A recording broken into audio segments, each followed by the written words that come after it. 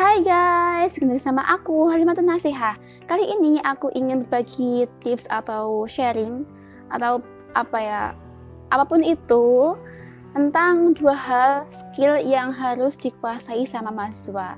Nah, skill ini itu harusnya tuh mendekati wajib gitu loh, karena ini tuh selalu dilakukan sama mahasiswa, selalu dikerjakan sama mahasiswa, entah itu maba, semester 3, 5, sampai semester 8 atau skripsi. Pokoknya ini tuh kayak makanannya mahasiswa gitu loh. Nah, apa saja?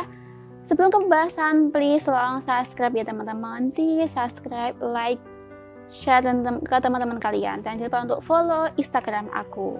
Yang pertama yang harus dikuasai sama mahasiswa yaitu makalah. Apa sih makalah itu?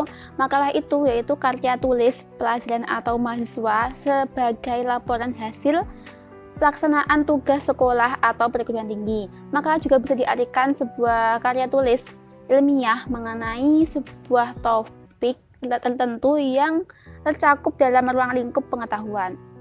Nah, selain Saman tuh tahu makalah itu apa, Saman juga harus tahu struktur atau komponen yang ada di dalam makalah. Seperti cover, kemudian daftar isi, kata pengantar, kemudian pendahuluan. Pendahuluan itu juga dibagi menjadi 3, maksudnya tuh ada 2. Latar belakang, rumusan masalah, dan tujuan masalah, kemudian ada bab 1, bab 2, dan seterusnya. Nah, sama itu harus tahu gitu. Urutannya juga, setelah cover itu apa, masa setelah cover itu langsung bab 1.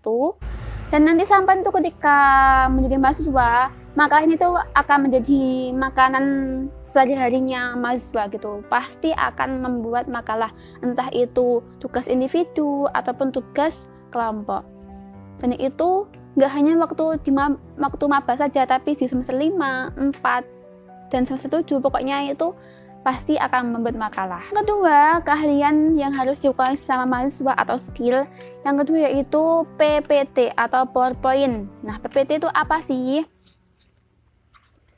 Tak minum bentar. Nah, PPT yaitu salah satu aplikasi dari Microsoft yang digunakan sebagai media presentasi gitu. Nah, biasanya itu tergantung dosennya juga sih, ada yang diminta membuat makalah dan juga PPT, ada yang cuma membuat makalah doang, ada juga yang disuruh cuma membuat PPT tok. Nah, bedanya apa sih PPT sama makalah? Kalau PPT itu kayak lebih ke ringkasan gitu loh, kayak poin-poinnya yang penting saja. Kemudian kalau makalah itu penjelasan, kemudian kayak definisi, penjelasan yang lebih jelasnya itu ada di makalah.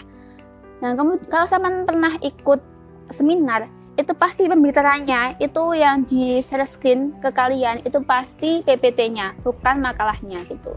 Nah, dari PPT itu nanti kita yang menjelaskan penjelasannya, definisinya, ataupun contoh-contohnya. Nah, jadi sampean juga harus tahu cara membuatnya. Mana dulu kak yang dibuat, PPT dulu apa makalah dulu? Kalau aku yang jelas itu makalah dulu. Karena kalau kita membuat PPT dulu, nanti kan kita kan nggak tahu kayak apa aja gitu ya, poin-poin pentingnya gitu. Jadi kita harus membuat makalah dulu.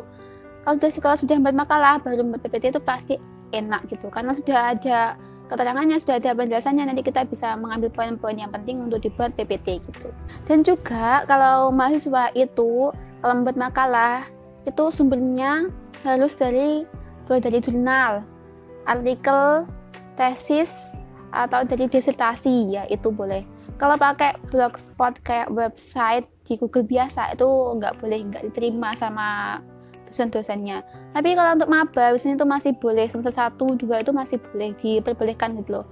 Tapi juga harus ada jurnalnya. Aku biasanya kalau mencari jurnal atau artikel ataupun buku e-book gitu, atau disertasi ataupun skripsi ataupun tesis itu di Google Scholar. Jadi Google Scholar itu semuanya isinya Google Scholar itu artikel sama jurnal gitu. Jadi kalau teman pengen mencari kayak mencari referensi yang akurat, yang semua isinya itu jurnal, itu di Google Scholar gitu. Jangan di Google biasa itu ya. Itu aja dari aku teman-teman, semoga bermanfaat untuk kalian. Maaf kalau aku salah kata atau penjelasanku kurang jelas atau berlibat gitu.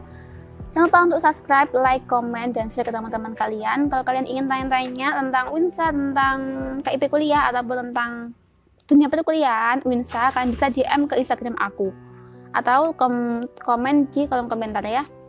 Terima kasih sudah nonton, sampai jumpa, bye.